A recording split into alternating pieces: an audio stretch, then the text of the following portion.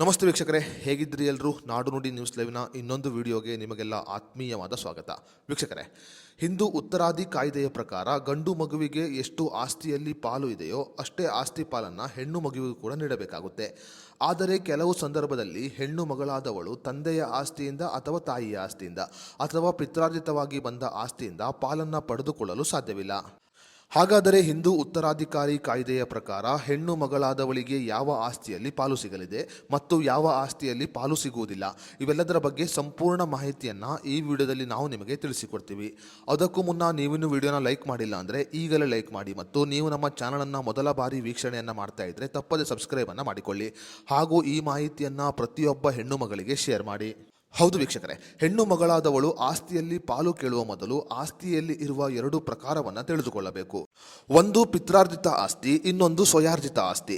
ಪಿತ್ರಾರ್ಜಿತ ಆಸ್ತಿ ಅಂತ ಹೇಳಿದರೆ 3 ತಲೆಮಾರಿನಿಂದ ಬಂದಂಥ ಆಸ್ತಿಯಾಗಿರುತ್ತೆ. ಇನ್ನು ಸ್ವಯಾರ್ಜಿತ ಆಸ್ತಿ ಅಂತ ಹೇಳಿದರೆ ತಂದೆಯಾದವನು ಅಥವಾ ತಾಯಿಯಾದವಳು ತಮ್ಮ ಸ್ವಂತ ಹಣದಿಂದ ಖರೀದಿ ಮಾಡಿದ ಆಸ್ತಿಯಾಗಿರುತ್ತೆ. ಹಾಗಾದರೆ ಈಗ ನಾವು ಹೆಣ್ಣು ಮಗಳಿಗೆ ಯಾವ ಸಮಯದಲ್ಲಿ ಪಿತ್ರಾರ್ಜಿತ ಆಸ್ತಿಯಾಗಿರಬಹುದು ಅಥವಾ ಸ್ವಯಾರ್ಜಿತ ಆಸ್ತಿಯಾಗಿರಬಹುದು ಆಕೆ ಪಾಲನ್ನು ಪಡೆದುಕೊಳ್ಳಲು ಸಾಧ್ಯವಿಲ್ಲ ಅನ್ನೋದರ ಬಗ್ಗೆ ಸಂಪೂರ್ಣ ಮಾಹಿತಿಯನ್ನು ಸ್ಟೆಪ್ ಬೈ ಸ್ಟೆಪ್ ತಿಳಿಯೋಣ. ವೀಕ್ಷಕರೇ, ಹೆಣ್ಣಾದವಳು ತನ್ನ ಸ್ವಂತ ಇಚ್ಛೆಯಿಂದ ತನಗೆ ಪಿತ್ರಾರ್ಜಿತ ಆಸ್ತಿ ಅಥವಾ ಸ್ವಯಾರ್ಜಿತ ಆಸ್ತಿ ಬೇಡ ಅಂತ ಬಿಟ್ಟು ಹೋಗಿದ್ದರೆ ಮುಂದಿನ ದಿನಗಳಲ್ಲಿ ಆಕೆ ಮತ್ತೆ ತನಗೆ ಆಸ್ತಿ ಬೇಕು ಅಂತ ಬಂದರೆ ಆಕೆ ಆ ಆಸ್ತಿಯಲ್ಲಿ ಯಾವುದೇ ರೀತಿಯಲ್ಲಿ ಪಾಲನ್ನು ಪಡೆದುಕೊಳ್ಳಲು ಸಾಧ್ಯವಿಲ್ಲ. ಇನ್ನು ಹಿಂದೂ ಉತ್ತರಾಧಿಕಾರಿ ಕಾಯ್ದೆಯ ಪ್ರಕಾರ ಹೆಣ್ಣು ಮಗಳಿಗೆ ಪಿತ್ರಾರ್ಜಿತ ಆಸ್ತಿಯಲ್ಲಿ ಸಮನಾದ ಪಾಲು ಸಿಗುತ್ತೆ. ಆದರೆ ಕೆಲವು ಸಂದರ್ಭದಲ್ಲಿ ಆಕೆ ಪಿತ್ರಾರ್ಜಿತ ಆಸ್ತಿಯಲ್ಲಿ ಪಾಲು ಪಡೆದುಕೊಳ್ಳಲು ಸಾಧ್ಯವಿಲ್ಲ. ವೀಕ್ಷಕರೇ, ಹಿಂದೂ ಉತ್ತರಾದಿ ಕಾಯ್ದೆಯ ಪ್ರಕಾರ ಕೆಲವು ಘಟನೆಗಳ ಆಧಾರಿತವಾಗಿರಬಹುದು ಅಥವಾ ಮಹಿಳೆಯಾದವಳು ಹಕ್ಕು ಬಿಡುಗಡೆಗೆ ಸೈನ್ ಮಾಡಿದ್ದರೆ ಅಥವಾ ವಾಸ್ತವ ಹಣಕಾಸಿನ ವ್ಯವಹಾರ ಮತ್ತು ಹಿರಿಯರ ಆರೋಗ್ಯದ ಕಾಳಜಿಯಿಂದ ಆಗಿರಬಹುದು.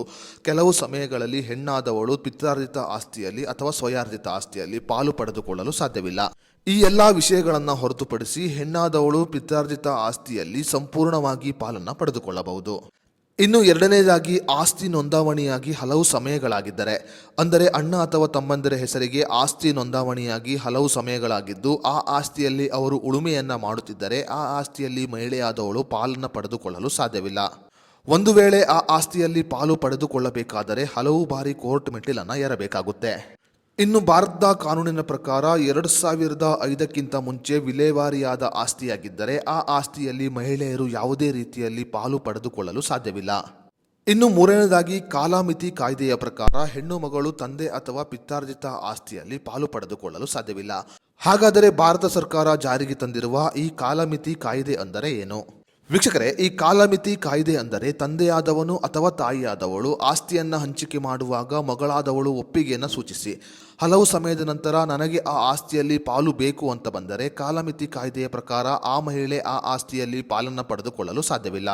ಸ್ವಯಾರ್ಜಿತ ಆಸ್ತಿ ಅಥವಾ ಪಿತ್ರಾರ್ಜಿತ ಆಸ್ತಿಯನ್ನು ಹಂಚಿಕೆ ಮಾಡುವಾಗ ಹೆಣ್ಣು ಮಗಳು ನನಗೆ ಆ ಆಸ್ತಿಯಲ್ಲಿ ಯಾವುದೇ ಪಾಲು ಬೇಡ ಅಂತ ಒಪ್ಪಿಗೆಯನ್ನು ಸೂಚಿಸಿ ಹಲವು ವರ್ಷದ ನಂತರ ಆ ಆಸ್ತಿಯಲ್ಲಿ ಪುನಃ ಪಾಲನ್ನು ಕೇಳಿದರೆ ಕಾಲಮಿತಿ ಕಾಯ್ದೆಯ ಪ್ರಕಾರ ಆ ಆಸ್ತಿಯಲ್ಲಿ ಹೆಣ್ಣು ಮಗಳು ಪಾಲು ಪಡೆದುಕೊಳ್ಳಲು ಸಾಧ್ಯವಿಲ್ಲ. ಯಾವುದೇ ಒಂದು ಕೆಲಸಕ್ಕೆ ಕಾಲಮಿತಿ ಅನ್ನೋದು ಇದ್ದೇ ಇರುತ್ತೆ. ಕಾಲಮಿತಿ ಮೀರಿದ ನಂತರ ಆ ಕೆಲಸವನ್ನು ಮತ್ತೆ ಮಾಡಲು ಸಾಧ್ಯವಿಲ್ಲ. ಅದೇ ಕಾನೂನು ಈ ಆಸ್ತಿ ಹಂಚಿಕೆಗೂ ಕೂಡ ಅನ್ವಯ ಆಗುತ್ತೆ. ಇನ್ನು ಕೆಲವು ಸಮಯದಲ್ಲಿ ಪೂರ್ವಜರು ತಮ್ಮ ಆಸ್ತಿಯ ಮೇಲೆ ಸಾಲವನ್ನು ಪಡೆದುಕೊಂಡಿರುತ್ತಾರೆ. ಆಸ್ತಿಯ ಮೇಲಿನ ಸಾಲವನ್ನು ತೀರಿಸಲು ಹೆಣ್ಣು ಮಗಳಾದವಳು ಒಪ್ಪದೇ ಇದ್ದಾಗ ಆ ಸಮಯದಲ್ಲಿ ಹೆಣ್ಣು ಮಗಳು ಆಸ್ತಿಯಲ್ಲಿ ಪಾಲು ಪಡೆದುಕೊಳ್ಳಲು ಸಾಧ್ಯವಿಲ್ಲ.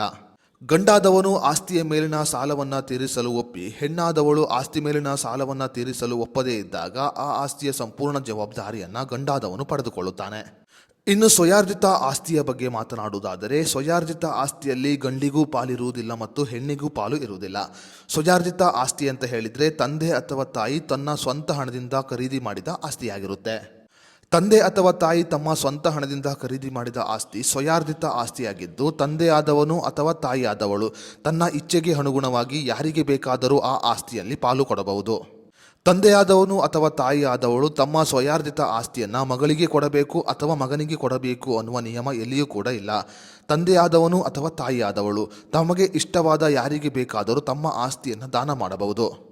ಒಂದು ವೇಳೆ ತಂದೆ ಅಥವಾ ತಾಯಿ ಆಸ್ತಿಯನ್ನು ದಾನ ಮಾಡದೆ ಅಥವಾ ಬೇರೆಯವರ ಹೆಸರಿಗೆ ವಿಲ್ ಬರೆಯದೆ ಸತ್ತರೆ ಆ ಆಸ್ತಿಯಲ್ಲಿ ಹೆಣ್ಣು ಮಗಳು ಮತ್ತು ಗಂಡು ಮಗಳು ಸಮನಾದ ಪಾಲನ್ನು ಪಡೆದುಕೊಳ್ಳುತ್ತಾರೆ.